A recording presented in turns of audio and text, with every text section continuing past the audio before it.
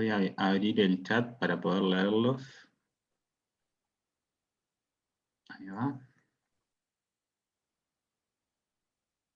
Estoy organizando mi escritorio. Buen día, profe. Hola. Sí, Rosemary. Hola, buen día, disculpa. Sí, le consulto que no tengo la cámara prendida porque tiene... No, se te cortó. ¿Ustedes están viendo mi pantalla? ¿Una presentación de PowerPoint, sí? Sí. Está. Bueno, en la clase de hoy vamos a hablar de sustentabilidad, que es el centro del curso, y la relación con la arquitectura, ¿no? Tiene dos partes, una que es sustentabilidad y proyecto, y otra que son algunas manifestaciones proyectuales que nos interesa desarrollar, ahondar y poner como ejemplos de algunas lógicas que parecen pertinentes para esta mirada desde la sustentabilidad. Entonces, solo para repasar dónde estamos durante las clases 1, 2, 3 y 4, en este mapa que tenemos, vimos temas de ambiente, la clase 2 fue de sustentabilidad, la 3 de sistemas y la 4 de actores, con lo que fuimos completando todos estas dos grandes esferas de ambiente y sustentabilidad. Y en la clase de hoy vamos a ver esta parte de acá, que es la relación de sustentabilidad con las manifestaciones de arquitectura y urbanismo, a partir de algo que llamamos metalógicas, que vamos a ver. Y con esto lo que hacemos, si se fijan también, es completar todo el cuadro de lo que serían los temas de esta primera parte del curso. Entonces, para empezar, vamos a ver temas de sustentabilidad y proyecto, y les voy a hacer una pregunta bien sencilla, que es ¿por qué las naranjas son esféricas? Ahí pueden usar el chat, abrir la cámara o el audio. ¿Es una retórica o para que respondamos en serio? Es para que... No, o sea, posta, no es broma. Ah, no, claro, porque yo soy el que les engañó la primera clase, no, avisamos que Perdimos credibilidad. eso, sobre todo yo que fui el que di la cara, no, eso fue esa única vez que lo avisamos, esto es de verdad, esto es para que lo respondan en serio. ¿Qué les parece? ¿Por qué las naranjas son esféricas? Piénsenlo en términos del curso en el que estamos, temas de ambiente, temas de sustentabilidad. Son así porque las condiciones en las que viven las hicieron tomar esa forma, para adaptarse al medio en el que viven. Para adaptarse al medio, bien, ahí aparecen en el chat, porque es la forma más básica natural. Por las semillas, dice alguien, una forma de protección, para proteger las semillas. Puede ser por la A ver, estructura natural que tiene. por la estructura natural. A ver, Yandira y Winona dicen para proteger las semillas. A ver, ¿cómo es eso? ¿Por qué? Para protegerla de los pájaros, en realidad, ¿no? O de todo. De lo de alrededor, digamos. Ahí va, sí. Para protegerla de los pájaros y de todo lo que está alrededor. Bueno, muy bien. Vamos a ver. Y tiene que ver con eso. En realidad tiene que ver con una función. Quienes estudian biomimética, que es esto de entender los procesos naturales que se dan en la naturaleza y tratar de interpretarlos para utilizarlos en distintas cuestiones, en nuestro caso el diseño, dicen, bueno, las naranjas tienen esta forma por una función de protección, o sea, para proteger las semillas que están en el centro, la forma más eficiente tiene que ver con una esfera, porque a partir de esa esfera se genera un máximo volumen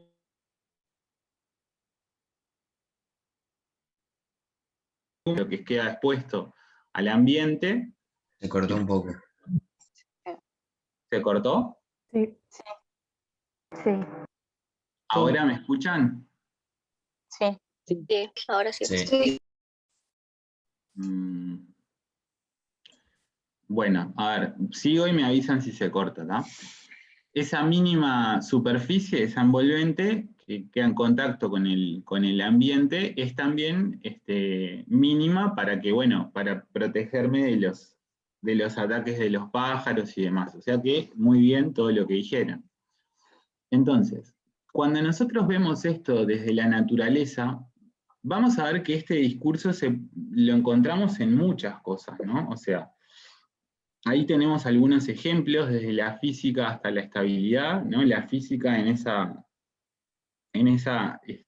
esfera que es nuestro planeta, donde todas las fuerzas gravitatorias hacen que tenga esa forma. En la estabilidad, por ejemplo, en esa burbuja de jabón, a partir del esfuerzo superficial que se genera en cada uno de esos puntos, que es igual.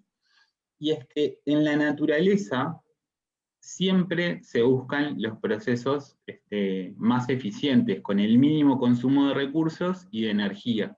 Y eso es casi como una especie de ley, o sea, eso sucede en cualquier ámbito de la naturaleza. Entonces, cuando nosotros entendemos eso, vamos a poder entender que esas fuerzas naturales, no solamente la temperatura, las precipitaciones, el clima, todo esto integrado que estamos viendo acá, actúan como modeladores espaciales de los hábitats que nosotros tenemos. En este caso estamos viendo algo que ustedes veían en el liceo, ¿no? Esto de los biomas del planeta, las praderas, las selvas y tal. Y si nosotros tenemos una planicie levemente ondulada que llamamos pradera, en realidad es por un equilibrio perfecto entre temperatura y precipitaciones que hace que tengamos ese bioma y no otro. O sea que esas fuerzas de la naturaleza han ido moldeando desde los niveles más básicos y primigenios, desde los minerales, vegetales, animales, pero nosotros podríamos seguir entendiendo esto. La naturaleza también ha moldeado las etnologías y antropometrías del planeta, o sea, la diferencia que hay entre las complexiones, los rasgos de distintas etnias, de distintas razas, los colores de piel, los rasgos de la cara, de los ojos, también responden en un sentido original a esas fuerzas naturales. Entonces, si bien acá vamos aumentando, ¿no? Los niveles básicos, nivel 1 mineral, vegetal, animal, nosotros, también en su sentido original moldearon nuestra segunda piel, que es la vestimenta, ¿no? Esto está obviamente tensionado por un montón de otras cosas, sociales, culturales, religiosas, pero las funciones de la vestimenta, en su sentido más original, respondían también a cuestiones de estas fuerzas naturales. Y si seguimos, rápidamente podemos llegar a lo que nosotros hacemos, los arquitectos. Bueno, esta arquitectura, en su sentido más original, vernacular, también, muchos la llaman nuestra tercer piel, ¿no? O sea, también ha sido de alguna manera tensionada por estas fuerzas naturales del ambiente al que estamos sometidos. Fíjense en estas 4 imágenes que hay acá, y a ver qué relación pueden ver entre las formas de esas arquitecturas, el lugar donde aparecen.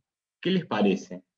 ¿Ven algo en particular? Fíjense en el tamaño de las personas en relación a esa arquitectura. El material del techo. Los materiales del techo. La altura. Forma del techo. La forma del techo para el desagüe. Que son todos Cada uno usa tipo otra pirámides así. altura al terreno. ¿Sería que se acordan al entorno? Dirían que ¿cómo fue? O sea, que están en sintonía con el entorno. Ponerle en el último, es de hielo, sí. y el entorno es frío, entonces se puede hacer de hielo. Ponerle en el... Después están los otros ¿Te no. referís a usar materiales que estén como permitidos en el entorno, o sea, que estén disponibles, por así decirlo, de una forma? Claro. Básicamente. Usan materiales locales. Materiales locales, ahí aparecen muchas de las cosas que ustedes decían. Alguien dijo algo de la forma. A ver, ¿qué tenía que ver lo de la forma? No sé quién lo dijo. Lo dijo Matthew, pero yo también lo dije que es para desviar el agua y todo eso. Muy bien, para desviar el agua, tiene otras connotaciones. Vamos a ver. cómo funciona esto. El Fíjense, iglú, por ejemplo, es el calor, tipo, cuando se derrite el hielo se va formando de nuevo más capas. lo del iglú también tiene una connotación ahí va, de termodinámica, sin los esquimales saber específicamente de esa ciencia. Fíjense que estas arquitecturas vernaculares, que les llamamos muchas veces, no es casual la relación en estos esquemas que traemos acá. Fíjense la relación entre la altura de los hombres, ¿no?, y lo que es la altura de la arquitectura. Yo en esta arquitectura vernacular estoy en un clima tropical, sumamente cálido, ¿no?, caluroso. Entonces, Cuanto más bajo el clima, más cerca del techo de la cabeza de la persona. cuanto más bajo, más cerca del techo, eso lo estamos viendo ahora. Mantener el calor. O sea, puede ser, por eso el iglú es chiquitito y el otro donde es el Amazonas, que parece un lugar súper... Yo creo que la altura del primero es más bien porque como está en temperaturas tropicales, lo que hace es generar más corriente de aire porque hay más lugar. Sí, generan, a ver, todo lo Más que espacio. Una pregunta, ¿no es porque el calor tiende a subir? también tiende a subir. Estas malocas en realidad acá tienen un sistema de ventilación, ¿sí? Es todo lo que están diciendo, está perfecto. O sea, hay una relación entre el clima, entre esos forzantes, esas tensiones del ámbito natural, y la arquitectura está definiendo el hábitat en el que yo vivo. Sí, obviamente, tiene que ver con eso que dijeron. Fíjense las precipitaciones en un clima tropical, llueve mucho intempestivamente, fíjense las inclinaciones de los techos, que van disminuyendo. Fíjense en lo de las alturas, que está muy bien lo que decían también, o sea, si yo obviamente tengo un clima muy cálido, voy a necesitar mucho volumen de aire para que ese clima para que ese ambiente no se sobrecaliente muy rápidamente. Y así podemos llegar rápidamente al extremo opuesto, en un clima totalmente frío, y esta semiesfera que vemos acá es la naranja. Esta semiesfera lo que nos está diciendo es, en un clima donde la temperatura media es de 10 grados bajo cero, obviamente yo voy a tener una función de optimización del espacio para poder tener el máximo volumen habitable posible, que es donde yo voy a habitar y a desarrollar mis actividades, con la mínima superficie posible, con el mínimo posible del envolvente para poder intercambiar menos energía con el entorno, porque ahí es donde yo tengo pérdidas. O sea, de alguna manera esto lo que nos dice es, en ese correlato de fuerzas y de adaptación a los medios naturales, hay cuestiones de la arquitectura vernácula, en este caso, que eran muy bien entendidas. Y esto se hacía por ensayo y error. Acá no había arquitectos, acá era la experiencia de una determinada sociedad, cultura, traspasando conocimientos de generación en generación hacia las otras, ¿no? Entonces, esa arquitectura vernácula genera una expresión una máxima expresión de modelos de manejo de la energía, de las fuerzas naturales. Vamos a hacer un ejercicio. ¿Dónde les parece que es esto? ¿Esto que está acá? Grecia, Italia. Grecia. Brasil. Bueno, surge fuerte en el consenso un Grecia. ¿Dónde les parece que es esto? Más o menos. Oceanía. Oceanía, Asia. Finlandia. Países asiáticos. Por la línea del Ecuador. Asiáticos. A ver, ¿dónde les parece que es esto? Más o menos. ¿Qué les da? Un lugar desértico.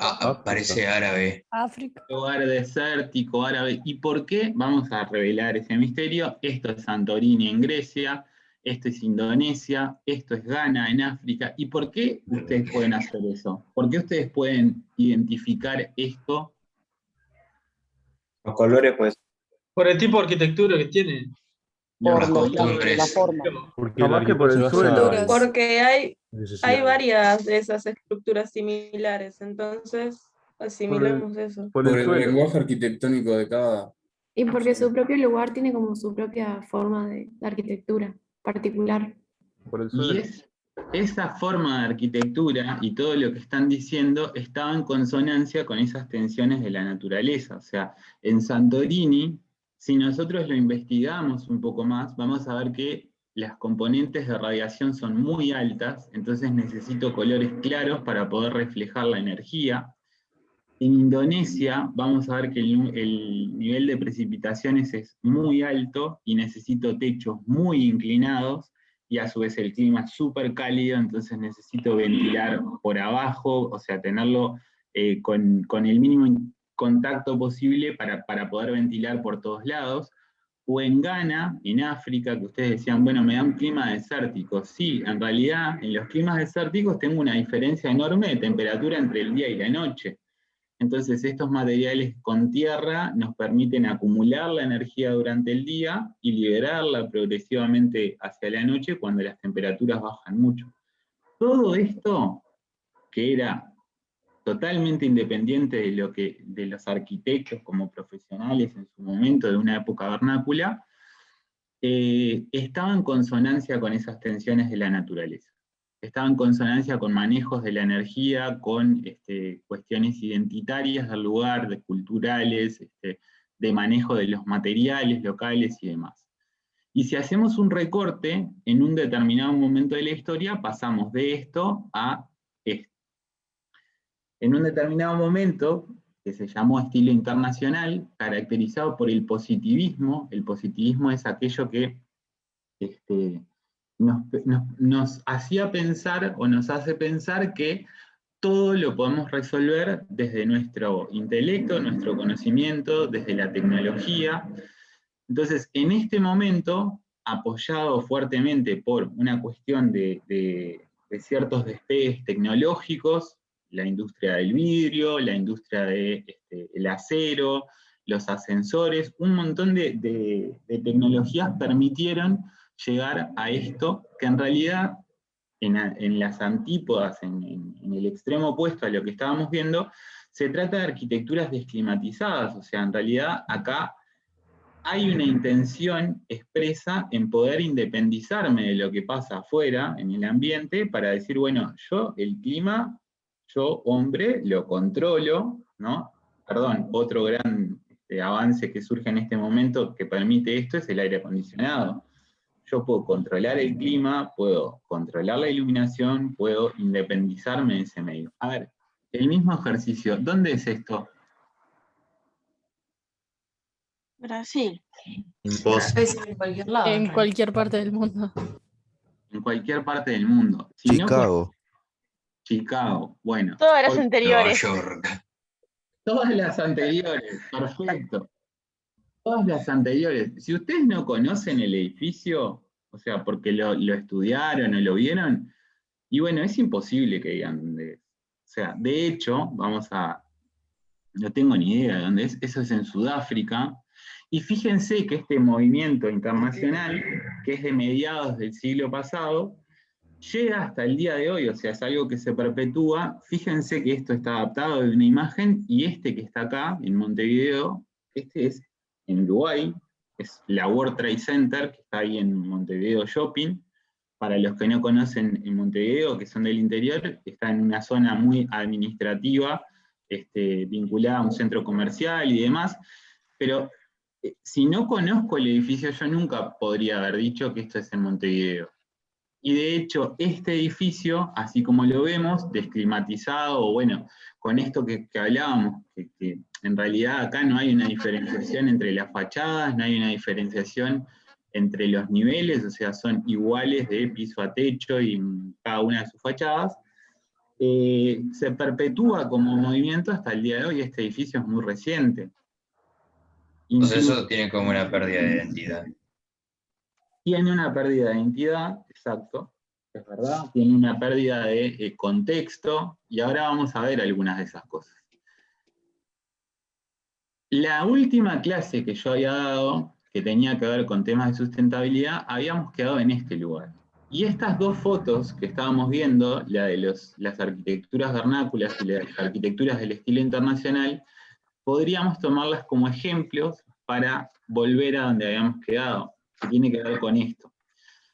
recordemos que desde el punto de partida en el pensamiento ambiental hay posturas contrapuestas en esta dicotomía, en esta relación sociedad-naturaleza, en las cuales, por un lado, tenemos una mirada desde la naturaleza, imponiendo su criterio de comportamiento social, o sea, entender la naturaleza en un sentido más horizontal, entender que nosotros como especie somos una más de las que habitamos este planeta, y por otro lado, hay una postura mucho más antropocéntrica, ¿no?, que se fija en el ser humano dominando a la naturaleza y confiando en sus desarrollos tecnológicos para poder dar respuesta a todos los problemas que se presenten. Ahí nosotros ya no tenemos una relación horizontal, es vertical, jerárquica, la naturaleza está a nuestro servicio, y de alguna manera esta relación entre sociedad y naturaleza es lo que tenemos que tratar de entender mejor en clave de la disciplina que estemos haciendo, en nuestro caso la arquitectura. ¿Cómo pasamos de modelos antropocéntricos a transitamos hacia modelos mucho más ecocéntricos, ¿no? O sea, que nos podamos de alguna manera abandonar ese lugar que tenemos en muchas de las lógicas del sistema, con nosotros en la punta de esta pirámide. Entonces, este punto de partida, relación sociedad-naturaleza, nos permitía entender, ¿se acuerdan de esto? ¿Algo?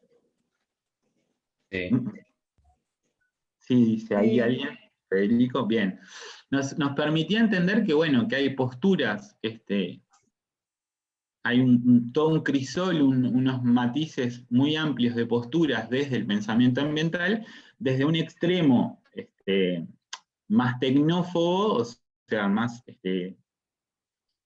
de alguna manera de rechazo a la alta tecnología, por lo menos, al high-tech que se llama, estas posturas ecocéntricas, hasta el otro extremo, donde veíamos los tecnófilos, amantes de la tecnología y amantes de entender que esa tecnología puede resolver cualquier problema. O sea, los cornucopianos, que son un ejemplo de estas corrientes de pensamiento ambiental, dicen, bueno, muchos dicen que no hay crisis, y que si hay crisis, tranquilo, la vamos a resolver, nosotros estamos en la punta de la pirámide y podemos resolverlo sin problema con nuestra tecnología. Lo cierto es que eso define grados de sustentabilidad, que muchos autores indican desde muy fuerte hasta muy débil, por esto de tener una dependencia de lo tecnológico, pensar que podemos resolver todo y que no siempre es así, se cataloga como muy débil. Y esta interpretación, esta caricatura que nosotros hacemos, la podríamos llevar a términos de arquitectura y sustentabilidad. La podríamos fácilmente transferir a distintas posturas que se dan desde la arquitectura y la sustentabilidad, que hacen que, de la misma manera que en la diapo anterior, tengamos distintas lógicas, posturas, manifestaciones, que van desde un extremo ecocéntrico hasta un extremo ecotécnico, y que permiten que hoy, bajo el paraguas de la sustentabilidad, haya un montón de matices. Que esta escuela sustentable, llamada escuela sustentable, que está en Jauregui Berry, en Canelones, esté bajo el paraguas de la sustentabilidad, pero este edificio que es el Celebra, que está en Zona Franca, las afueras de Montevideo, también esté bajo ese paraguas de la sustentabilidad. O sea, hay, por un lado, un concepto que está en construcción, por otro lado, una herencia que viene de estas definiciones de pensamiento ambiental que hacen que todavía la definición de la sustentabilidad sea polisémica, o sea, pueda tener muchas definiciones, y eso hace que las manifestaciones sean de lo más variadas. Acá habíamos quedado en la última clase, en la que dimos temas de sustentabilidad. Entonces, lo que nos interesa en esta clase es mostrarles cuáles son las lógicas que hay detrás de cada una de estas manifestaciones. ven que acá aparece esa palabra que dijimos que íbamos a usar, que es las metalógicas. Metalógicas es algo, meta quiere decir como algo muy grande, o en este caso son clasificaciones de esas lógicas, que se dan en una escala superior. ¿Por qué? Porque yo no tengo perspectiva histórica para todavía entender al detalle cada una de estas lógicas. Solo puedo entender como cuestiones generales que me permiten definir y tratar de entender por qué y qué hay detrás de esta ecocéntrica y qué hay detrás de esta ecotécnica. Entonces, eso es lo que vamos a hacer ahora. Vamos a ver estas 5 metalógicas, que de alguna manera son compartimentos que nosotros nos generamos desde el conocimiento para tratar de entender las cosas. ¿Ah? Las metalógicas, en realidad, lo que hacen es una simplificación para una mejor comprensión de estos fenómenos, pero nunca podemos perder de vista que la realidad es mucho más compleja. ¿Esto qué quiere decir? Bueno, que en realidad los ejemplos que podamos ver siempre van a tener un poco de las distintas metalógicas. De lo que se trata es tratar de analizarlo y poder entenderlo para ver qué hay detrás de cada una de ellas y entender que podemos operar de distintas maneras bajo este paraguas de la sustentabilidad. Maite dice, apaguen los micros. Analía, ¿las 2 imágenes son uruguayas? Sí. ¿Estas, Analía? Meteme rápido ahí un chat, así seguimos. La primera sí, de la escuela ecológica, ¿no? esta es la escuela de Jauregui, la escuela sustentable. Jauregui queda, es el último balneario de Canelones. Y esto es un edificio empresarial en zona franca, en zona América, en las afueras de Montevideo. Sí, las 2 imágenes son uruguayas. Con la iluminación, tipo, no parece un edificio de Uruguay, tipo, lo veo siempre de día y no parece. Convengamos que en el entorno en el que está no es muy característico de Uruguay, pero por eso mismo, porque las cuestiones identitarias no están representadas acá, o sea, es como un estilo mucho más cerca de eso que veíamos como estilo internacional. Este edificio podría estar también en cualquier parte del mundo, ¿no?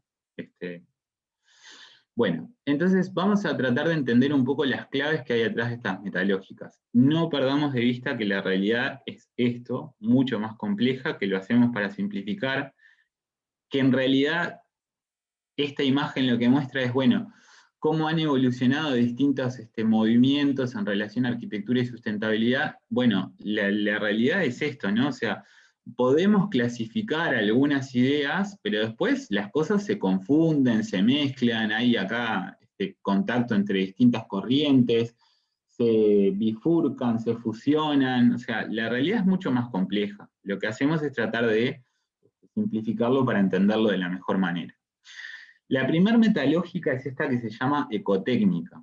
La bajada o el eslogan podría ser los edificios y el lugar global. Esta lógica ecotécnica, fíjense, nosotros les ponemos acá una relación, una referencia a dónde estamos parados con las posturas también del pensamiento ambiental y de las manifestaciones en arquitectura y sustentabilidad, ¿no? Estamos parados en el extremo de los cornucopianos, de la tecnología, y también una referencia a lo que serían las escalas que está mirando. Todos estos edificios son icónicos, muchos nosotros los conocemos porque son justamente íconos, símbolos, pero ninguno de ellos yo podría decir dónde está si no lo conozco. Hay una fuerte... Falta el salvo. Falta el salvo, dicen por ahí. Bueno, el salvo no entra tanto en este estilo o en esta... Pero yo en algún momento esta foto la tenía editada y lo perdí por el camino, y por acá ponía la torre de las comunicaciones de Antel, que también cae dentro de esta caracterización. Bastante más chiquito que... O sea, quedaba muy... ¿No muy es esta que está más a la izquierda, Daniel? Sí, con la flecha. No, ese es un hotel en Dubái. Este es el... No, el otro es el hotel de Dubái. Es el hotel... Ese es el Califa, creo, ¿no? El Bula Al Jarab, ¿no es? pero es el Bulldog Jarab, sí. es en dos, ¿Los dos? Sí, Ah, son en dos versiones, mirado de frente. dos alzados, ahí va, mirado de frente y de costado. No está acá. No. Si no lo edito, o sea, no. Seguro que la imagen no lo traía. Decía la Torre de Antel. La Torre de Antel no la tuvieron en cuenta. Pero bueno, entendiendo esto, o sea, ¿qué hay detrás de esta metalógica ecotécnica? Bueno, vemos algunos hashtags, algunas claves que van en términos de lo tecnorracional, político. Ahora vamos a entender un poco mejor qué es eso. Es un contexto global, esto puede estar en cualquier lado del mundo, y a su vez acontextual, o sea, no está atado al contexto del lugar. Acrítico, eso quiere decir que se puede de alguna manera traspasar de un lugar a otro sin generar una crítica de qué es lo que estoy haciendo en cada caso y por qué. Es una lógica muy cuantitativa, se va a fijar mucho en indicadores cuantitativos de desempeño, de cuánta agua consumís, cuánta energía consumís, mucho de eso, ¿no? Y muy high-tech, muy de tecnología de avanzada, como soporte para dar respuesta a esas miradas cuantitativas. Entonces, esta lógica es uno de los lugares, es el lugar natural, se podría decir, de muchas de las certificaciones, ¿no? ¿Qué eran las certificaciones? ¿Se acuerdan? ¿Que hablamos en algún momento? Certificaciones de edificios. Lo que no es natural. No. Certificaciones de edificios. ¿Qué es una certificación? ¿No era como una etiqueta del edificio donde resaltaba que ese edificio cumplía los parámetros para Bien, estar? ¿No era una bien, cosa así? Claudio. Algo de eso, sí. En Como realidad que las cumplía certificaciones... con la naturaleza, o con lo que la ciudad pedía. ¿no? Bueno, sí, en realidad son estándares, sí, me quedo con la primera parte. En realidad son estándares que te exigen determinadas cuestiones, determinadas condiciones de esto, ¿no? Consumo de agua, consumo de energía y demás. Y sí operan muchas veces como esto del etiquetado, como cuando nosotros tenemos en nuestra casa una heladera que dice el cosito de colores y dice A, calidad B, BC, esas etiquetas se pueden poner en los electrodomésticos, en nuestros artefactos cotidianos, pero también se pueden poner en los edificios. Entonces, como esta lógica está muy pendiente de eso, de lo cuantitativo, de entender, bueno, cuánto consumo, cuánto consumo de energía, de agua y demás, es el lugar natural de estas certificaciones, fuertemente apoyadas muchas veces por dispositivos de alta tecnología, ¿no? Para generar energía, para recuperar calor, pero que todos estos dispositivos tienen un alto costo, no son fáciles de implementar, no son en ningún caso producidos en un contexto nacional como en nuestro caso, ¿no? En realidad son siempre cosas importadas y demás. ¿Y qué quiere decir? Ahí vimos como las claves que estaban como este lado, pero dije que iba a volver sobre lo tecnorracional y político. ¿Qué quiere decir esto? A ver, cuando ustedes salgan de la facultad como arquitectos, ustedes van a saber que la altura del local mínima permitida es 2,40. Punto. Lo van a tener que cumplir y se acabó. Eso es por reglamentación y no hay cuestionamiento. No es que yo pueda decir, bueno, pero ¿por qué es 2,40? Es así. Fijémonos lo que pasa. O sea, usted diciendo cuando salgamos de arquitecto y yo no sé ni si paso el primer semestre todavía. Vas a pasar el primer semestre y vas a salir. Pero, Matthew, te tenés que tener un poco de fe. Cuando salgas de arquitecto, vos te tenés que creer el cuento. Cuando te recibas, te van a decir, el techo mínimo, o sea, vas a saber que tiene que tener 2,40. Y vas a saber también que en Montevideo hay una reglamentación que te dice la transmitancia de un muro, o sea, la cantidad de energía que puedo dejar pasar por un muro es de 0,85 una unidad, frutilla, lo que sea. Y esto vos no lo vas a poder cambiar. lo vas a tener que cumplir en cualquier obra que hagas, en cualquier intervención que como profesional Matthew haga, va a tener que cumplir con esto. ¿Y qué hay detrás de esto? Bueno, en realidad, si vemos la primera parte de este artículo, dice: promover el uso eficiente de la energía, contribuyendo a un desarrollo sostenible y a la reducción de las emisiones de gases de efecto invernadero en los términos del Protocolo de Kioto, que es un protocolo internacional que buscaba justamente limitar las emisiones de gases de efecto invernadero. O sea, atrás de esto, que yo voy a tener que cumplir, aún sin saber muy bien para qué, hay una política, en este caso una convención internacional a la que yo estoy respondiendo para dar respuesta a un problema global que tiene que ver con el calentamiento global. Entonces, cuando decimos que esta lógica ecotécnica tiene una fuerte base en lo político, quiere decir eso, o sea, muchas veces se ciña el cumplimiento de determinadas normas, estándares, normas UNIT, dijo alguien por ahí. Todo eso está como en la letra y lo tengo que cumplir. Puede ser más discutible si eso en realidad transforma algo o no. O sea, yo doy cumplimiento a este problema global, eso es verdad. Pero como... perdón, que se me fue para adelante. Como arquitecto, muchas veces no estoy viendo esta parte. Solo veo que tengo que cumplir con esto y ya. Eso es un poco lo que quiere decir la cuestión política, y lo tecnorracional, bueno, esto basado en las tecnologías, muchas de alto, lo que llamamos high-tech, ¿no? Esas que veíamos anteriormente. Esas son un poco las claves de esta lógica ecotécnica. La segunda metalógica es la ecocéntrica. Fíjense que estamos en el extremo opuesto. O sea, estamos en los ecologistas a ultranza en términos de pensamiento ambiental, estamos en los tecnófobos en términos de arquitectura y sustentabilidad. No quiere decir que haya un rechazo a la tecnología, porque las tecnologías son todas, sino muchas veces a esas tecnologías de high-tech, o sea, de alta performance, que requieren mano de obra súper especializada. Eso es, ¿sí?, en relación a la tecnología.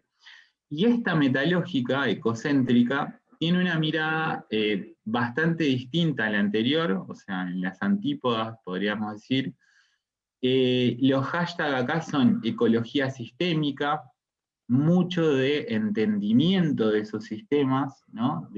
Ustedes tuvieron una clase de sistemas donde veíamos que cualquier manifestación de naturaleza construida, de las que nosotros hacemos, tiene múltiples sistemas interactuando entre sí, y muchas veces, bueno, siempre unos concéntricos a otros, o sea, sistemas que se entienden dentro de otros sistemas. Hay mucho de ese entendimiento, hay cuestiones de mínima intervención. Para los más radicales de estas posturas, hasta dicen que, bueno, que la arquitectura es algo que impacta, o sea, que va a tener un impacto, y que debería de minimizarse ese impacto, o sea, tratar de ser lo menos, de generar la mínima intervención posible en el medio donde estoy actuando. Y algunas otras claves tienen que ver con la reutilización, con el reciclaje, o sea, poder incorporar a la cadena de valor cosas que habían quedado en desuso. Entonces, acá, por ejemplo, hay algunas cuestiones como esto de pasar de un modelo lineal, un modelo de producción lineal, que es extraigo, produzco, distribuyo, consumo y dispongo, lo tiro como residuo, pasar a lógicas circulares, ¿no? Entender que yo puedo, a partir de estas claves de reutilización, reciclaje y demás, puedo insertar de vuelta determinados materiales, puedo darles una nueva vida, un valor agregado, y pasar a un modelo circular donde trato de disminuir los residuos que estoy generando. Esas claves, en términos de proyecto y arquitectura, bueno, se pueden ver. Un caso sería el de la escuela sustentable que estábamos viendo, de Jauregui Berry. fíjense que acá hay un aprovechamiento de algo que quedó en desuso, de los neumáticos. Los neumáticos son muy difíciles de hacer nada con ellos, o sea, para poder hacer algo requiere tanta energía que en realidad nadie sabe qué hacer y generan enormes basureros en todo el mundo. Entonces este arquitecto lo que dice es, voy a usar eso como material de construcción porque justamente es un residuo que tengo en cualquier lado. O sea, donde vaya hay neumáticos, los puedo aprovechar. Eso en clave de materiales, ¿no? O sea, hay también aprovechamientos de algunos materiales locales. En este caso en Jauregui Berry, la técnica con la que lo hacían normalmente estos neumáticos se rellenaban de tierra, y ahí en el contexto de Jauregui Berry hay arena, entonces buscaron la manera de utilizar arena para rellenarlos y hacer de esos muros de contención a partir de estos materiales reciclados.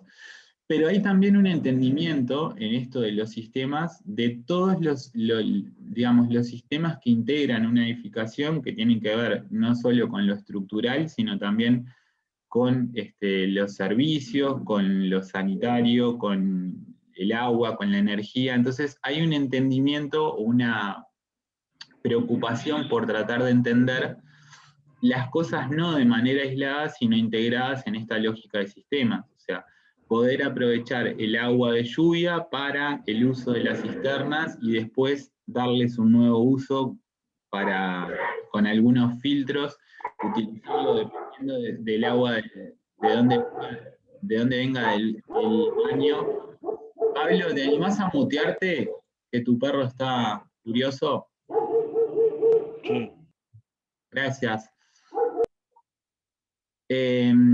Eso, un entendimiento de esas cuestiones desde un punto de vista más sistémico, utilizar el agua en varios usos, o sea, no solamente aprovecharla para las cisternas en el caso del agua de lluvia, sino el agua que sale de las piletas, poder a partir de unos filtros utilizarlas para huertos comestibles al interior, a partir de otros filtrados para huertos en el exterior, tratamientos integrando a la naturaleza, o sea, a través de unos wetlands que se llaman, son como unas piscinas con unas plantas que permiten que el agua se mejore su calidad para utilizarla en riego de algunos vegetales, ¿no? Hay todo un entendimiento desde esa mirada de la cuestión sistémica también en términos de energía. Este es otro caso que también en Lamas Eco Village, donde aparecen muchas de estas cuestiones, ¿no?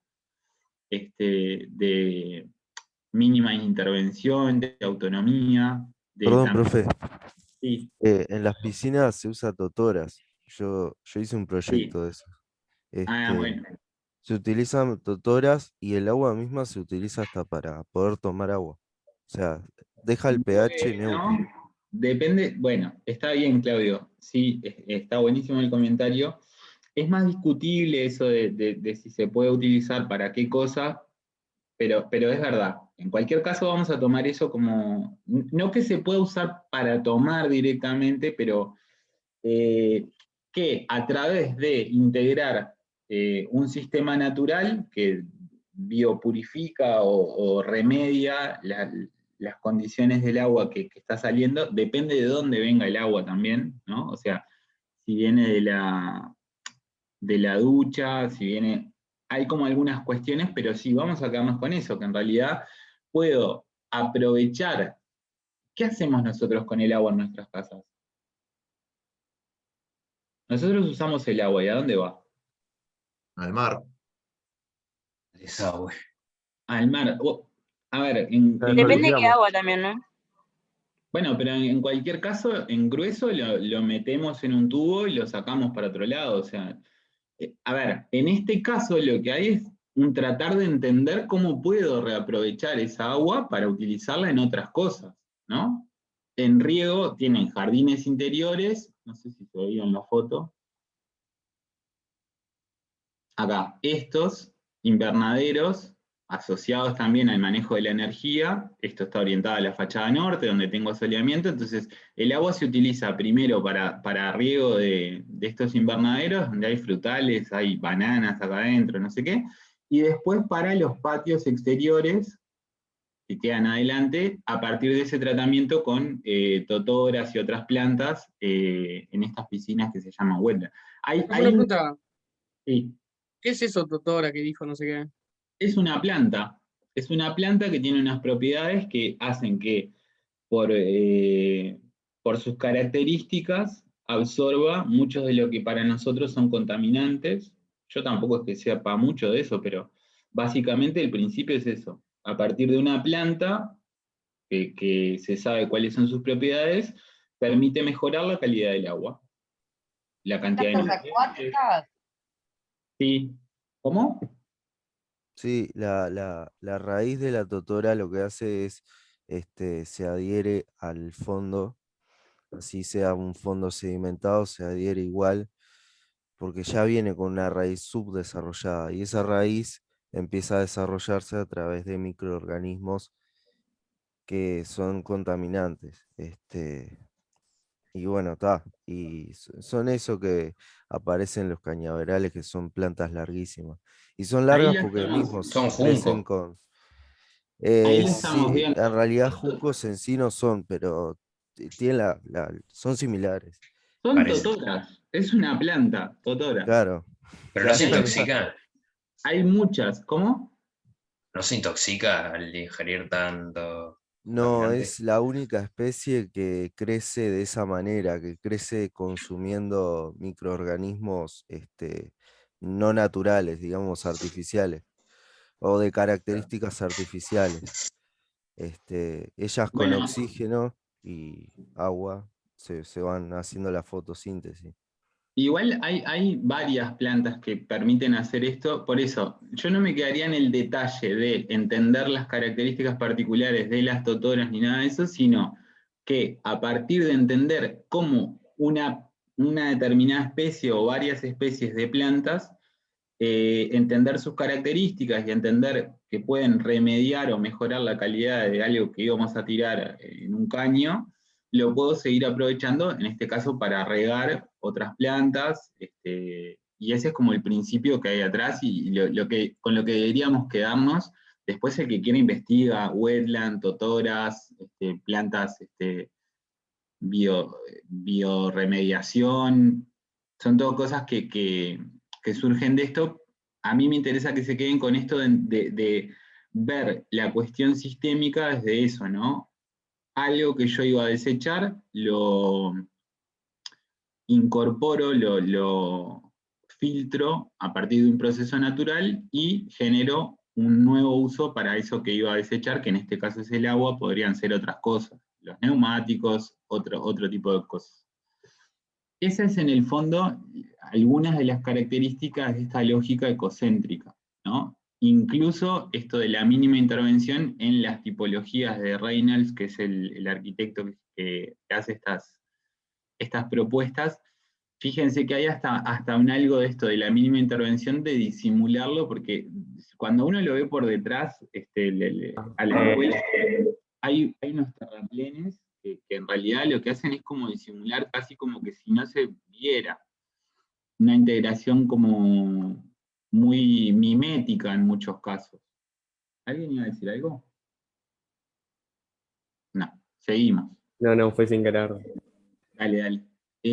Bueno, la tercera lógica tiene que ver con lo ecocultural. Obviamente está asociado al tema de la cultura, a lo local, al contexto, al entender la identidad del lugar, al entender los saberes del lugar, y a una mirada de low tech sería como entre comillas, pero de bajas tecnologías o de tecnologías con baja transformación en el caso de los materiales, o sea, materiales que tengan baja transformación en sus procesos, que puedan ser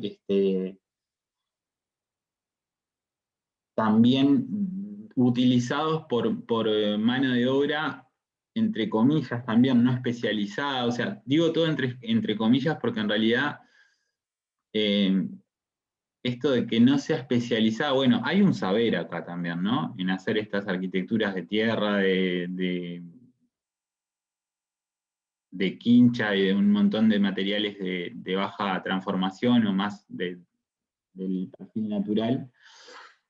Pero bueno, lo de mano de obra no especializada refiere a que no tiene ese alto grado de especialización que necesitaba para un dispositivo súper tecnológico como el de intercambiadores de calor que veíamos en la ecotécnica, esto que estaba acá. Es en contraposición a eso, o es En este caso, ¿entraría la construcción, a la bioconstrucción? Sí, sí. La bioconstrucción en realidad es un término medio complejo, o sea, es como discutible a qué le llamamos bioconstrucción y tal.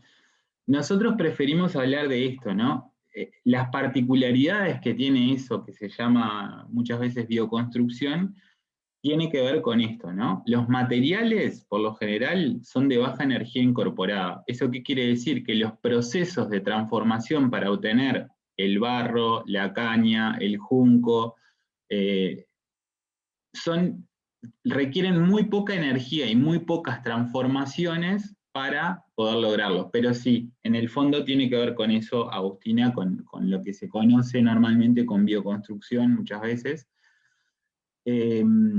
¿Por qué? Porque hay eso, una asociación con el lugar, con los materiales disponibles en el lugar, con la identidad, con los saberes. Acá a la derecha pueden ver esto que les contábamos, ¿no? Baja transformación implica que materiales naturales, o en la esfera de los materiales naturales, yo pueda tener baja energía incorporada. La energía se mide en frutillas, lo que sea, megajoule por kilo, pero fíjense la relación entre un material de baja energía, como puede ser la madera, de 3, a un material derivado de recursos fósiles, de petróleo, como son los plásticos, los polipropilenos. Pregunta. Sí. ¿Esa energía es la que se transforma en calor después? ¿O algo así? No. Esta ¿No? es la energía que yo requiero para producir 1 kilo de madera, 3 megajoule, o 1 kilo de PVC, el plástico blanco que se usa para los caños. Fíjense que la relación es de casi 30 veces más. O sea, la energía que yo requiero para producir un material de base fósil, como son todos estos, los plásticos, polipropileno, polietileno, todos esos son derivados, o sea, de recursos fósiles, son plásticos de distintos tipos. La energía es muchísimo más alta que estos que llamamos de baja transformación o de baja energía incorporada. Entonces, esta lógica cultural, bueno, hay eso, ¿no? Un entendimiento muy profundo y una preocupación por entender las cuestiones culturales del lugar, identitarias. En este caso vemos algunos ejemplos. Este es un arquitecto de África, no me acuerdo bien el país, Queré se llama, y él a partir Burkina Faso. Es de Burkina Faso. ¿Burkina Faso es el país o es el lugar de la obra? No me acuerdo. ¿Lía? Sí, Burkina Faso es un país. El país. Sí, sé que es un país, pero no me acuerdo si lo puse en referencia a esta obra o es su origen. Pero bueno, en cualquier caso, a ver, lo que hablábamos hoy, ¿no? O sea, hay un entendimiento de las condiciones naturales, en este caso en el lugar, entendiendo los materiales que se saben trabajar en ese lugar, como la arcilla, como podría ser en nuestro contexto, que se usa mucho el ladrillo a partir de arcilla, pero para producir, no es quedarse en la mirada vernácula, es a partir de ese entendimiento producir arquitectura contemporánea, ¿no? Teniendo base en esos principios De vuelta, acá, un clima que probablemente tenga una gran amplitud o diferencia entre el día y la noche, alta radiación, donde yo me tengo que proteger, tengo que sombrear, generan estas expresividades, esta materialidad a partir del uso de la cerámica, que es algo que se usó en ese lugar históricamente, ¿no? Este es otro ejemplo, que es de Alborde, ellos son de Ecuador. También hay un entendimiento del lugar, bueno, en el lugar donde van a trabajar, entender qué técnicas manejan. Lo que hacen es como ayudar a potenciar las técnicas que se manejan. Esto es todo con materiales locales, o sea, esto es una escuela que se genera también en... No. ¿Cómo? Bueno, salió algo ahí al aire. Es una escuela que en el fondo tiene una lectura contemporánea, ¿no? Porque también desde la forma hay cuestiones de entender el clima del lugar, y hay hasta un entendimiento. Fíjense que esta escuela en precio uruguayo tiene un costo más o menos de 15.000 pesos, o sea, es un costo muy, muy bajo. Pero bueno, ellos lo que dicen es, bueno, ese es el costo económico, ¿no? Pero yo para llegar a ese precio en dinero, tengo que haber entendido que la mano de obra es la misma comunidad que estaba necesitando una escuela y que sabe hacer muy bien todo esto, porque trabajan con estas técnicas de madera, que los materiales los provee el lugar, o sea que puedo utilizar lo que tengo a disposición, y hasta un entendimiento en las arquitecturas en madera, por ejemplo, uno de los costos más altos tiene que ver con los encuentros, los anclajes, que son siempre piezas de hierro. Entonces ellos decían, bueno, si nosotros estamos en una comunidad, en este caso es una comunidad que está bastante aislada y por eso tiene una escuela de un tipo distinto de las convencionales, dicen, bueno, tenemos que entender cómo hacemos para no incluir estos anclajes. Entonces van a lo vernáculo, entienden que a partir de cueros de animales se usaban antes para hacer esos encuentros y esos anclajes, y utilizan esa misma técnica para reproducir algo totalmente contemporáneo a un muy bajo costo, que además esa técnica, obviamente, como tiene todo ese saber por detrás, lo que hace es responder muy bien a las cuestiones sísmicas a las que está sometida Ecuador, porque no genera rigideces, sino que permite flexibilidades cuando viene un terremoto. Entonces, obviamente, eso es identitario y es parte del saber del lugar, ellos lo rescatan, hay una expresa voluntad de rescatarlo para poder utilizarlo en clave contemporánea. Esa es alguna de las características de esta mirada más cultural. Después hay otra, esta es, le llamamos ecosaludable, que lo que tiene en cuenta sobre todo es el centro de la preocupación de esta metalógica tiene que ver con la salud individual, con la salud de nosotros como personas, y eso lo hace desde dos registros. Uno que es el de arquitectura pasiva, que es el que estamos viendo acá, o sea, hay una preocupación porque el usuario pueda volver a ser protagonista del control del ambiente interior, en este caso en los edificios. O sea, que yo pueda regular dispositivos, abrir una ventana, cerrar, que no siempre se da. O sea, hay arquitecturas como las que veíamos en el estilo internacional, de estas, ¿no? En los cuales hoteles, en los cuales los vidrios son fijos porque está totalmente acondicionado y yo no puedo modificar esas condiciones. Entonces hay una preocupación porque el usuario pueda volver a tomar ese control del ambiente, volver a tomar protagonismo en regular el confort, en usar las estrategias pasivas. Esto es lo que estamos viendo, o sea, cómo aprovechando el viento, bueno, el sol, de vuelta. Cosas que vienen de hace mucho tiempo, ¿no? Pero aprovecharlas y usarlas en una clave contemporánea. Este edificio en realidad tiene esta imagen, o sea, es totalmente contemporáneo en su imagen, sí, y tiene todo este estudio de la cuestión pasiva la cuestión, o sea, pasiva quiere decir que no es mecánica, que es todo a partir de recursos naturales, que permite, bueno, tener una imagen contemporánea, pero con un entendimiento atrás de todo esto. Y el otro registro que tiene esta lógica metalógica ecosaludable es que la arquitectura no sea tóxica, o sea, hay muchos de los materiales a los que estamos expuestos en que en realidad están liberando partículas contaminantes al ambiente, al aire que respiramos, y no hay una preocupación hasta ahora muy profunda por eso. O sea, las pinturas liberan contaminantes y bueno, lo asumimos. Bueno, esta corriente en realidad lo que trata es de hacer un poco más de énfasis en eso, ¿no? En entender las valoraciones que hacen, tienen en cuenta, el primer punto, por ejemplo, es salubridad de los materiales, se podría traducir, o sea, que los materiales que yo tenga, esto es a partir de una certificación también, pero tener como la garantía de que ese material no me va a hacer mal a mí como individuo y como usuario del espacio que estoy habitando.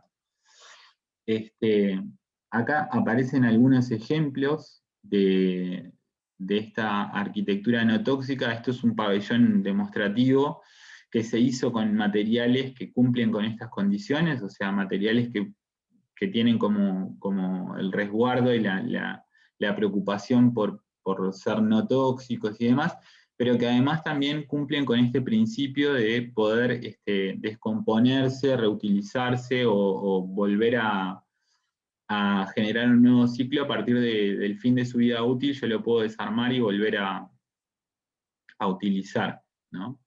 Entonces, esos son los dos registros que tienen como centro la salud de las personas.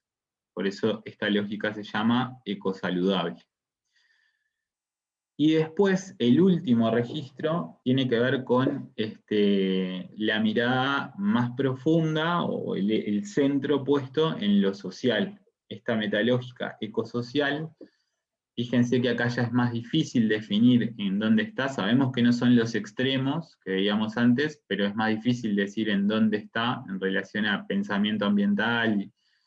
También es más difícil establecer la escala porque tiene una mirada desde lo local hasta lo global, ¿no? Pero esta mirada lo que va a hacer centro es fuertemente en las cuestiones sociales, ¿no? En cómo empoderar a la ciudadanía, a la sociedad, es en definitiva la que va a ser, en el fondo, va a ser usuario de los espacios que se crean en el espacio público. Empieza a aparecer, a ver, pensemos en una plaza, ¿no? En una plaza en Montevideo.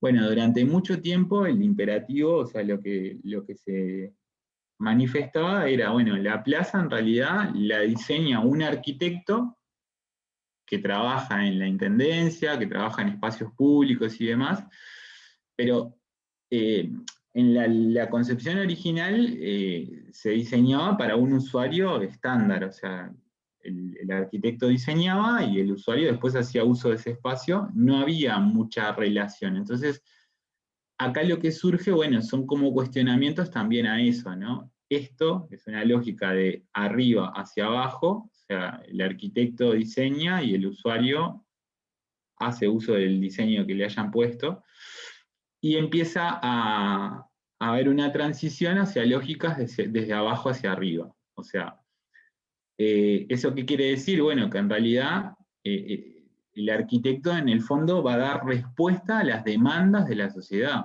O sea, va a tener en cuenta las necesidades, va a conocer a los usuarios, va a conocer cuáles son las prioridades y demás, para ser un articulador de todas esas necesidades y poder dar respuesta con el diseño, que es algo que es propio de nuestra disciplina. No hay que confundir, esto no quiere decir que la gente vaya a diseñar, porque no estuvo formada para eso, pero sí va a poder volcar un montón de inquietudes que tiene en un espacio que, en definitiva, va a ser él quien lo va a utilizar.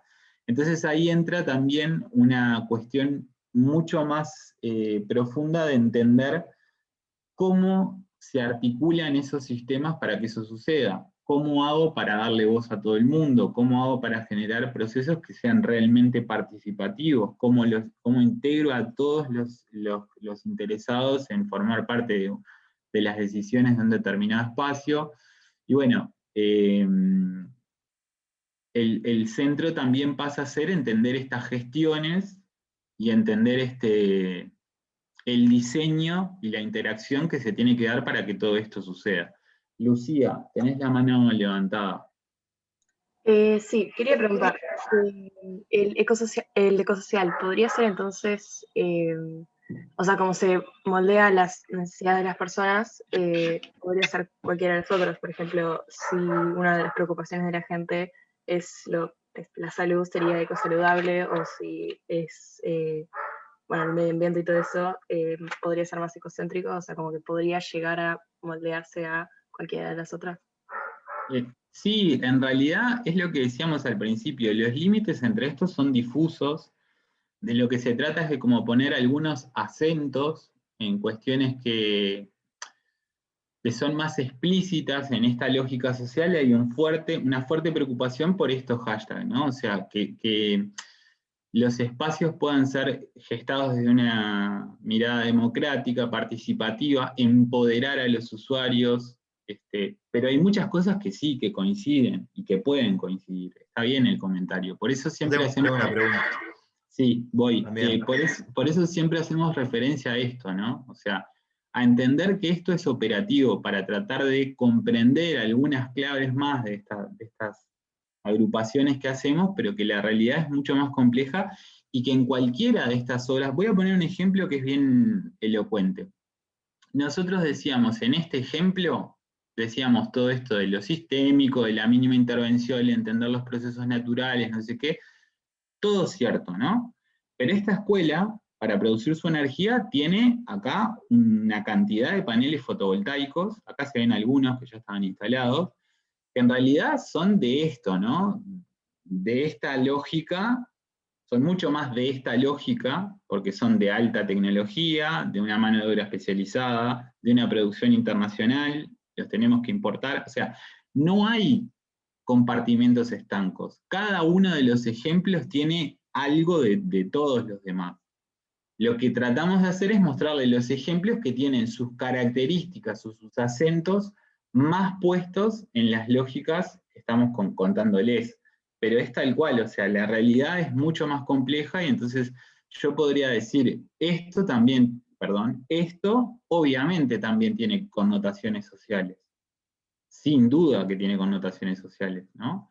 Entonces, podría ser que sí, que todas de alguna manera tienen puntos de contacto. ¿Quién tenía una pregunta? No, más o menos con eso que decías, en la metalógica ecosocial, ¿dónde está el lado como que ecológico o que se relaciona a combatir el cambio climático, cosas así? Por lo que veo acá es como todo muy social nada más. Bueno, pero a ver, recordemos, importante en el curso, cuando nosotros hablamos de sustentabilidad, siempre hablamos de que es una mirada multidimensional que tiene en cuenta, acordémonos de las tres básicas, ¿no? 3 dimensiones, social, ecológica y económica. ¿Ah? Entonces, cuando hablamos nosotros ahora estamos hablando de manifestaciones de sustentabilidad, esta lógica ecosocial obviamente tiene el énfasis más puesto en esa dimensión social. No quiere decir, tengo el esquema al final, me parece, pero ¿se acuerdan del esquema de las 3 pelotas? Sí, sí. Está. En otras lógicas, por ejemplo, la ecotécnica, como está mirando por ahí la cuestión de la energía, la cuestión del agua, no está mirando tanto lo social, porque en esta es más difícil encontrarle el perfil social, bueno, capaz que esta se tensiona más hacia lo ecológico, a tratar de tener en cuenta un uso racional de los recursos naturales, ¿no? O sea, cada una la podríamos llevar. Y en el caso de la social, la implicancia tiene que ver más con eso. O sea, con desde la dimensión social que hace a la sustentabilidad, poder generar mecanismos que garanticen la participación de todos los ciudadanos, darle voz a los más desfavorecidos, o sea, tener en cuenta la opinión de todos, o sea, va en esa clave. ¿Ah? Como que lo ambiental en esa metalógica queda un poco en un segundo plano. Lo ecológico, son cosas distintas.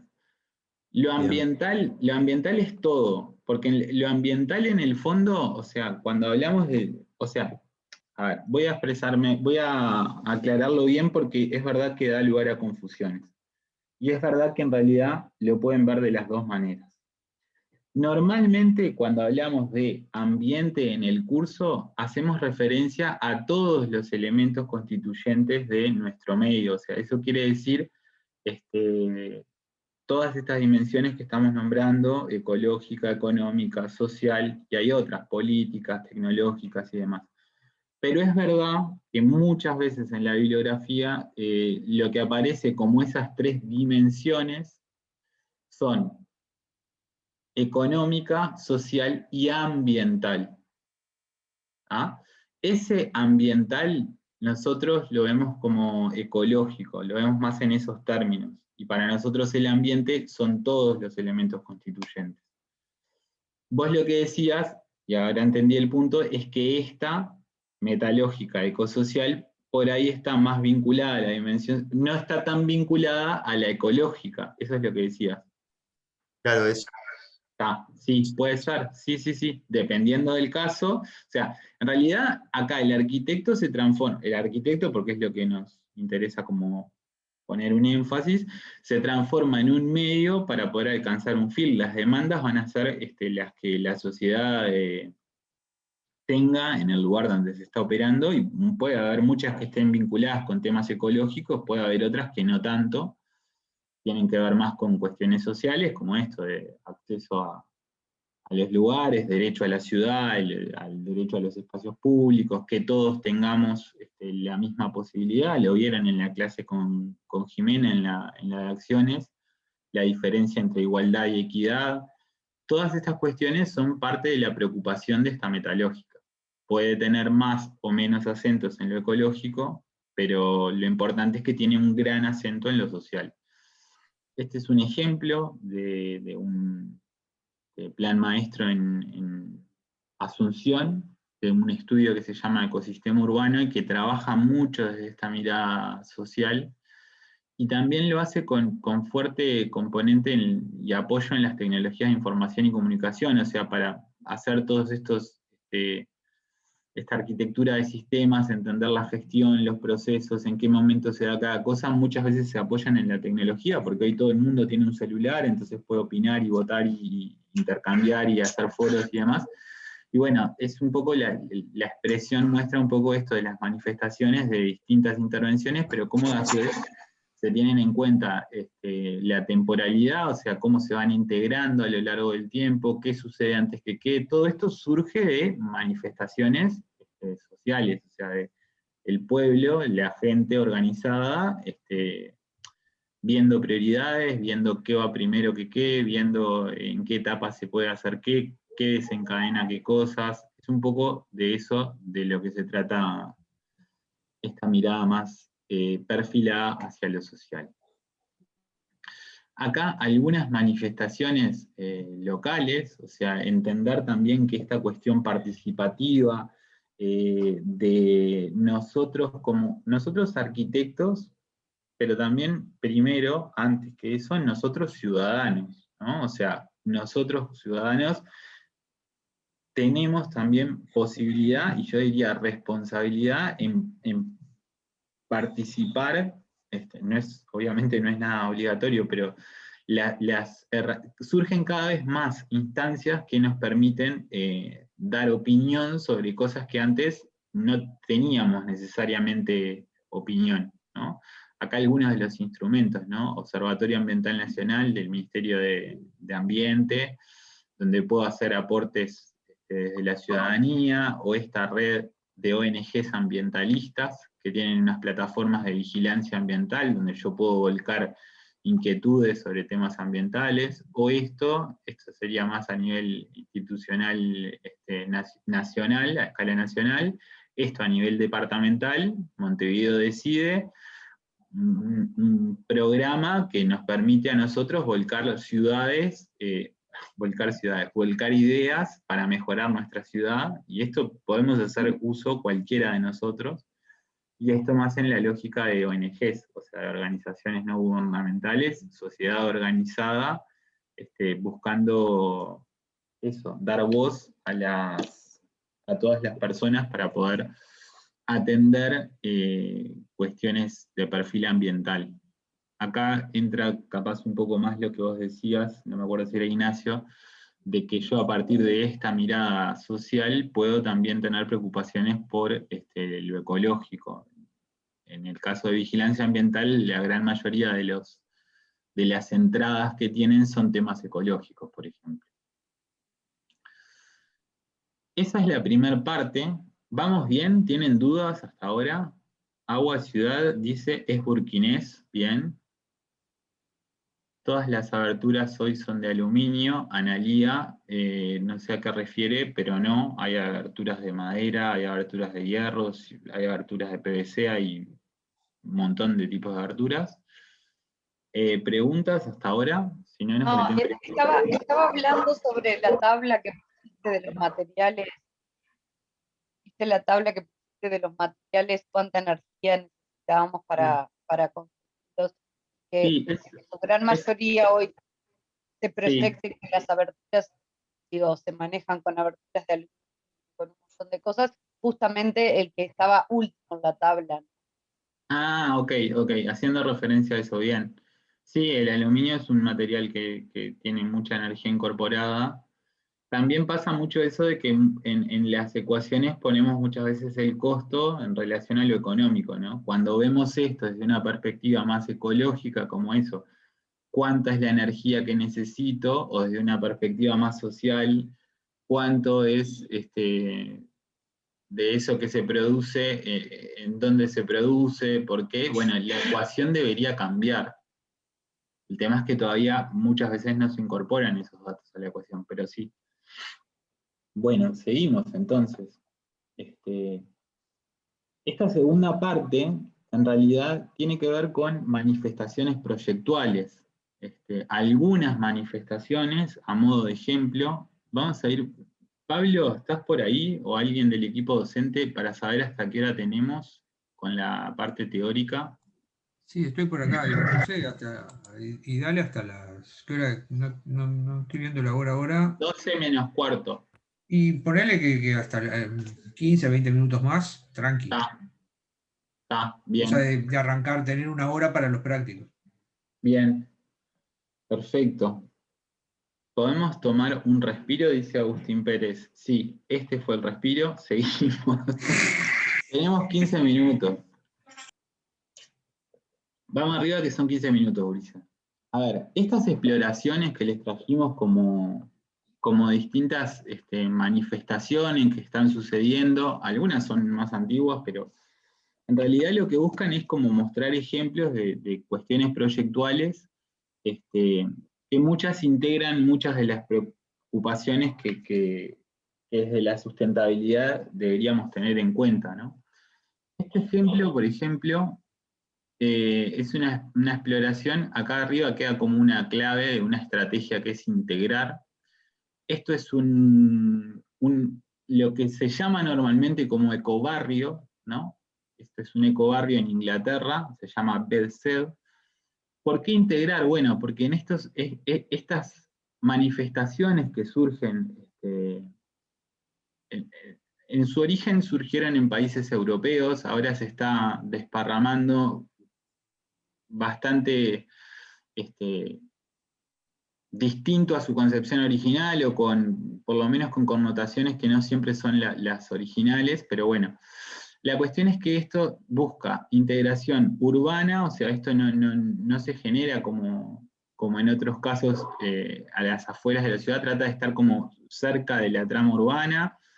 Integración social, porque fíjense que se destinan en estos proyectos que tienen como una fuerte mirada ambiental, con eso nos referimos a todas las dimensiones, ecológica, económica y social, destinan muchos de los apartamentos a familias de bajos ingresos, la mitad, pero también hay integración entre generaciones, o sea, se busca explícitamente tratar de integrar a las distintas generaciones. Muchas veces nosotros lo que hacemos, o lo que hacen, las maneras que tenemos de proceder son muy distintas, ¿no? O sea, los ancianos van en casas para jubilados y los jóvenes van en otros lugares. Bueno, no, acá hay una voluntad expresa de que haya un cruce entre las generaciones e incluso una integración de las funciones, porque muchos de estos proyectos funcionan como edificios de usos mixtos, o sea, tienen vivienda, pero también tienen zonas de trabajo, por un tema de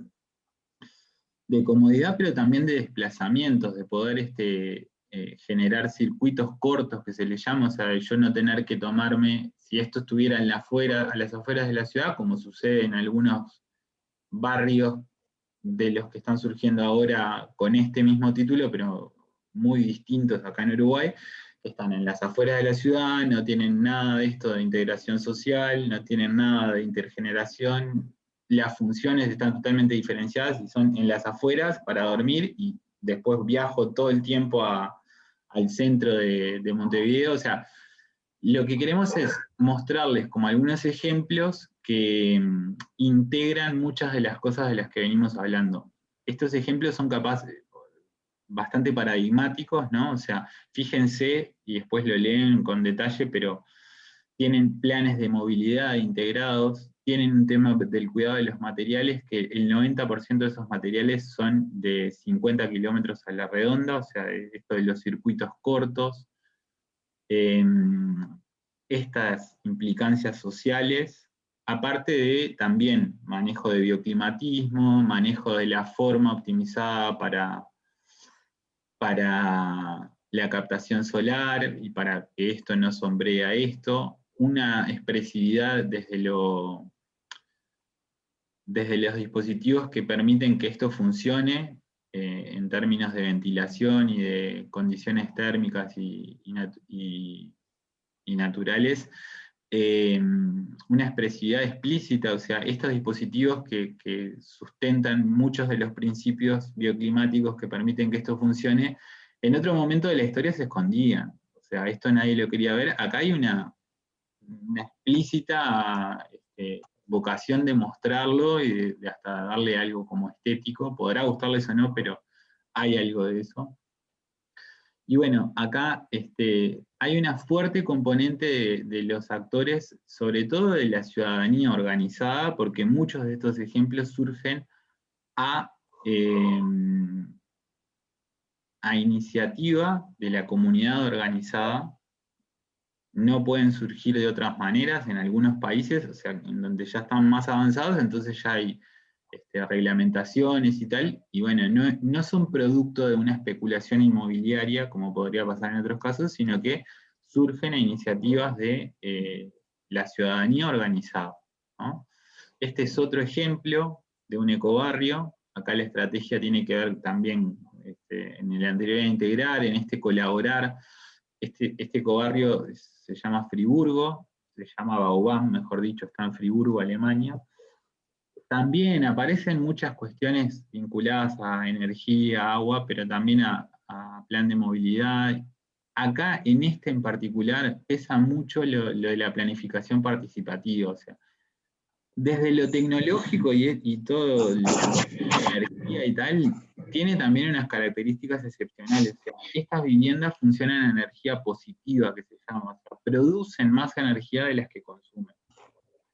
Pero no es lo más importante, me parece. En este caso, el centro está en la planificación participativa, o sea, todo esto, fíjense, en términos de actores, la complejidad de este lugar, ¿no? Hay muchos actores involucrados, mucha participación y opinión de la ciudadanía para poder generar estos cruces, y esto pasa a ser una clave muy importante en este ecobarrio de Baubam. A su vez... Lo complicado que parece es que si te querés mudar al barrio, más o menos tenés que estudiarte un manual de cómo vivir, ¿no? Porque desde cómo tirar los residuos hasta todo debe estar estudiado.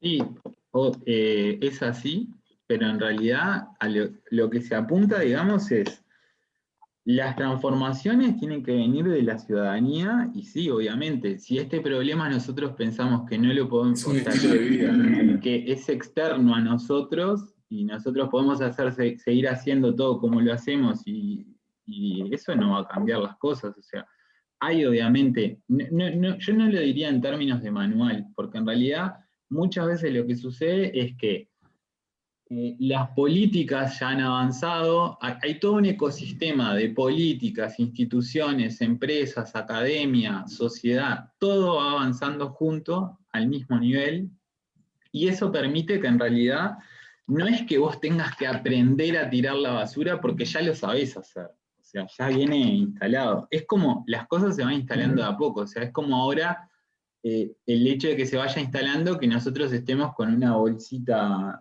de estas plegables en la mochila, porque si tenemos que comprar algo, sabemos que las bolsas en realidad ya hay una política que, bueno, está buscando reducirlo, ¿no?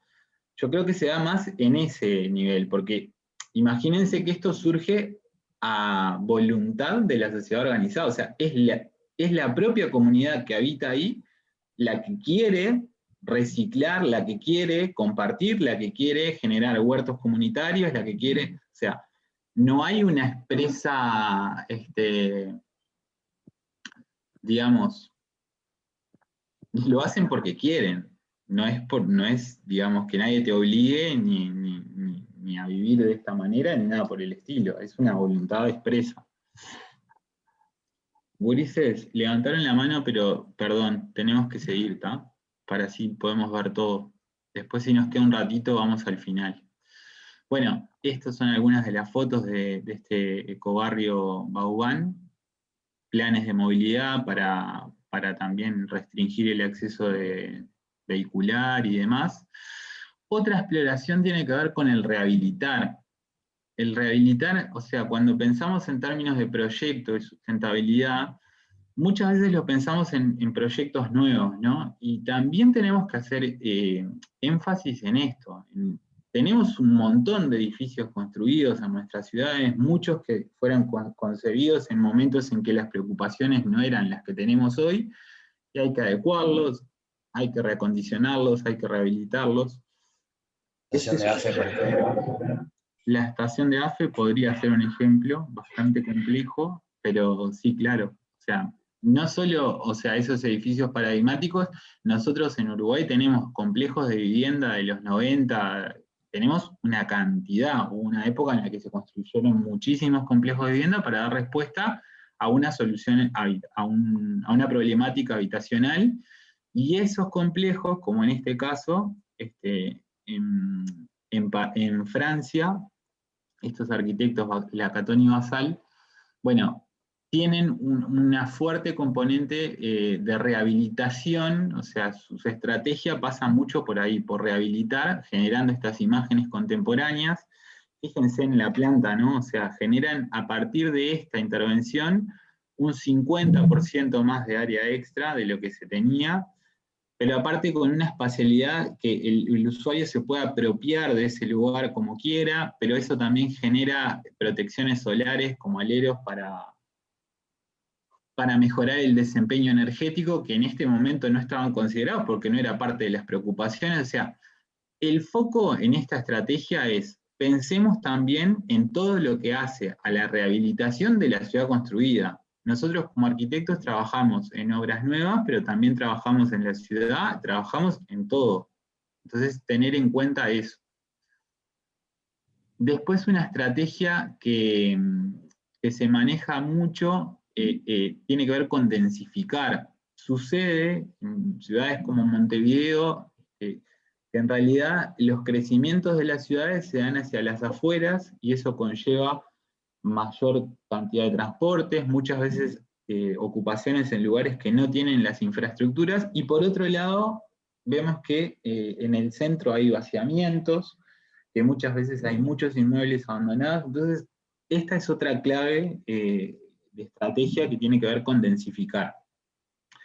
Acá con un proyecto de Mureré, Casas Mureré, quiere decir mutualismo residencial regenerativo, básicamente también partiendo de un principio de la naturaleza, del entendimiento de la naturaleza, de cómo algunas especies pueden generar mutualismos. Bueno, lo que dicen es, bueno, se puede usar la infraestructura de todo lo que es la ciudad construida para densificar hacia arriba en esta expresión que vemos acá, o sea, esta imagen objetivo, ¿no? Colonizar como lo que serían las azoteas de hoy en día para generar una densificación en lugares que sean necesarios. O en este caso, de la misma manera, muy similar, o sea, en Chile sucede mucho que los crecimientos, en el caso chileno, siempre se termina ampliando, y esa necesidad de ampliación se da hacia arriba. Ellos lo cruzan con necesidad de energías más renovables y fuertes políticas que apoyan esas energías renovables, y generan estas mansardas solares que en el fondo lo que hacen es optimizar este crecimiento para que tenga la máxima captación, el máximo espacio habitable posible y el menor costo posible, y vos vas a una web y lo que haces es poner esta que está acá en esta web, pones las dimensiones de tu casa, cuál es la orientación, y esto te genera automáticamente los planos para construir esta mansarda optimizada de acuerdo a tu necesidad y a la máxima captación solar. Y acá lo importante, nos parecía también el vínculo con los actores. Esto en realidad son proyectos desde la academia, las universidades organizadas tratando de dar soluciones a problemas de la sociedad, hacen que también podamos tener nosotros rol como arquitectos desde la academia. O sea, muchos de nosotros estamos trabajando para investigación, para todas las funciones de la enseñanza, de la educación, enseñanza, extensión, investigación, pero esto es actores netamente académicos, sin ningún tipo de fin de lucro, porque incluso ellos te dicen, yo te doy hasta los planos, vos después haces lo que quieras.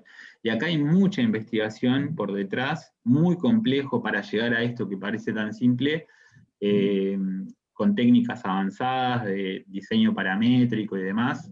Es muy interesante el caso, también porque es algo regional, ¿no? Bastante cercano a nuestro contexto. Y una última exploración que tiene que ver con algo que vieron en la clase de sistemas, ¿no? El tema del metabolismo urbano, de la renaturalización, de entender cómo hacemos para integrar la biodiversidad, los espacios verdes, los espacios públicos en clave de renaturalización. No solamente nos referimos al verde como naturaleza, sino también a todo lo que veíamos de gestión del agua, de entender los microclimas de los espacios urbanos. Acá hay algunos ejemplos desde imaginarios hasta construidos en escala urbana, como este ejemplo de Singapur. Esto que también es en Singapur, pero en realidad en una escala edilicia. Esto es el aeropuerto, una ampliación de un aeropuerto construida en Singapur.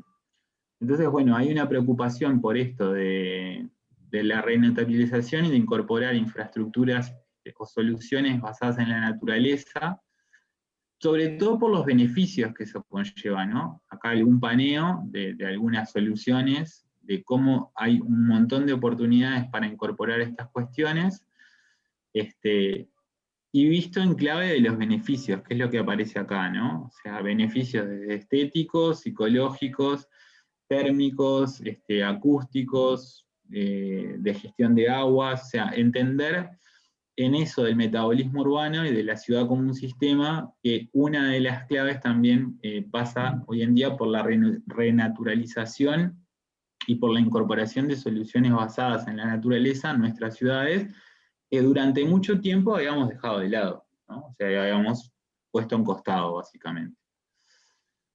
Yo quedaría por acá, porque son las 12 capaz, o terminamos, Pablo, quedan unas No, dale. Cerralo. Dale, vamos arriba. Todo esto que vimos... Aparte es divertido esto. Con esto vamos a cerrar. Todo esto que vimos viene en clave de entender cuestiones de la sustentabilidad relacionadas al proyecto, por un lado, mostrarles algunas manifestaciones que están sucediendo en esta segunda parte, y a donde vamos a entrar ahora es a un territorio mucho más experimental, desconocido, nuevo.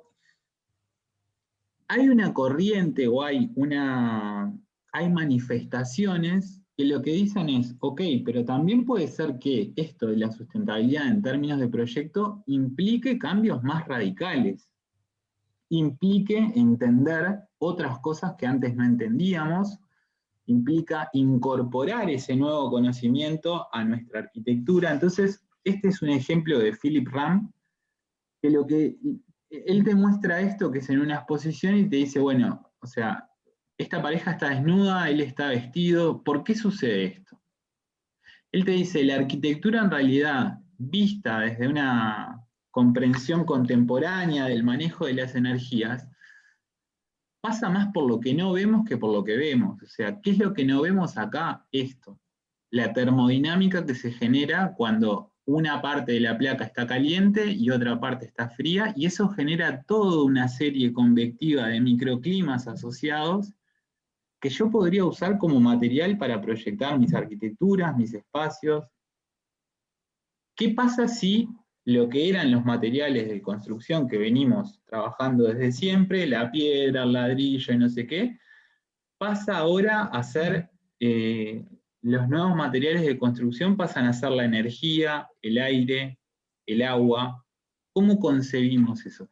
Y esto se da todo en exploraciones muy recientes, de las cuales no sabemos cuál va a ser su proyección, digamos. En este caso, por ejemplo, en esta exploración de hacer del aire un nuevo material, esto te muestra básicamente un edificio cuando es macizo, o sea, materiales macizos, piedra, lo que sea, va a calentarse esa piedra o ese material acá arriba, y esto va a quedar totalmente frío. ¿Y qué pasa si entonces esto, en vez de macizo, fuera aire? Y si el aire en realidad es el material que da soporte, son ejemplos muchas veces de exposición, o sea, no es que este ejemplo no está construido, pero tiene un principio atrás que es, hoy en día podemos entender muchas más cosas de termodinámica, de flujo de movimientos de aire y de cosas que en realidad antes no podíamos entender, entonces también tenemos que empezar a explorar con eso como nuevos materiales. Este registro, el anterior era Philip Ram, es un arquitecto franco-suizo. Este registro va muy en sintonía, son pocos los registros que encontramos como en esto de exploraciones más radicales. Esto es de Jean Lally, que es un arquitecto estadounidense, que también usa como un discurso similar y dice, bueno, la arquitectura siempre la vimos como mediación, ¿no? O sea, como mediación entre un espacio interior y un espacio exterior, ¿no? Habitabilidad, hábitat y una determinada envolvente que me separa de ese medio. ¿Qué pasa si lo vemos como amplificación? Si deconstruimos esto y empezamos a entender que muchos de los sentidos que queremos incorporar a nuestras arquitecturas se pueden lograr hoy en día gracias a dispositivos tecnológicos, a nuevos avances, pero acá también hay son imaginarios, ¿no? Son futuros, son utópicos, capaz, no lo sabemos. Pero de vuelta, ¿no? Dispositivos que a partir de una generación de energía puedan también tener toda una serie de microclimas en espacios interiores, exteriores, usar eso del movimiento del aire y el entendimiento de nuevos fenómenos como naturales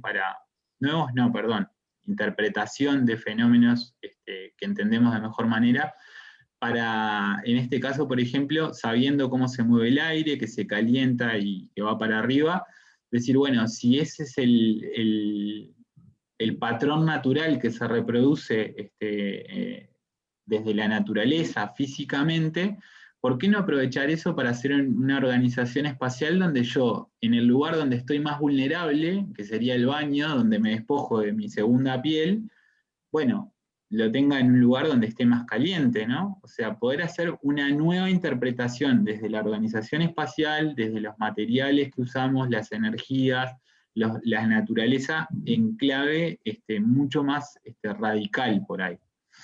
Y eso conlleva también, creemos nosotros, que en esto de sustentabilidad y proyecto, hay también una búsqueda de nuevos lenguajes de comunicación. O sea, cuando nosotros vemos lo que es un plano de arquitectura tradicional y vemos esta imagen de una arquitectura o una espacialidad, un ambiente, un hábitat termodinámico, o esta imagen de unos ambientes, hay también búsquedas en tratar de, así como estamos intentando pasar y hacer transiciones de estas miradas más antropocéntricas a otras ecocéntricas, eso viene acompañado con exploraciones proyectuales y viene acompañado también con exploraciones comunicacionales, o sea, con cuestiones de cómo representar y comunicar nuestros proyectos en clave de sustentabilidad. Finalmente, esta es la última, siempre tener presente esto, que lo recordamos como al pasar, pero que cuando hablamos de sustentabilidad hablamos de distintas dimensiones y que los proyectos, cualquiera de los que vimos, siempre, y todas las decisiones que nosotros tomemos van a estar tensionando esto hacia uno u otro lado. El desafío es tratar de ser conscientes hacia dónde lo están tensionando para no dejar de lado o tratar de incorporar lo que no estoy teniendo en cuenta. Tratar de alguna manera, aunque sea un poco utópico, difícil, bueno, tratar de llegar a esto que está en el centro, que sería una manifestación sostenible del proyecto y la arquitectura, teniendo en cuenta con la misma intensidad todas estas dimensiones de la mejor manera posible. Eso, ahí terminamos. Y va a quedar más de una hora para... ¿Todas estas presentaciones están subidas? Esta no, pero la vamos a subir, todas las de las clases. Creo que ya está subida, Ah, Dale, gracias. Sí, ya está subido, sí. Los temas para el parcial, ¿cuáles son?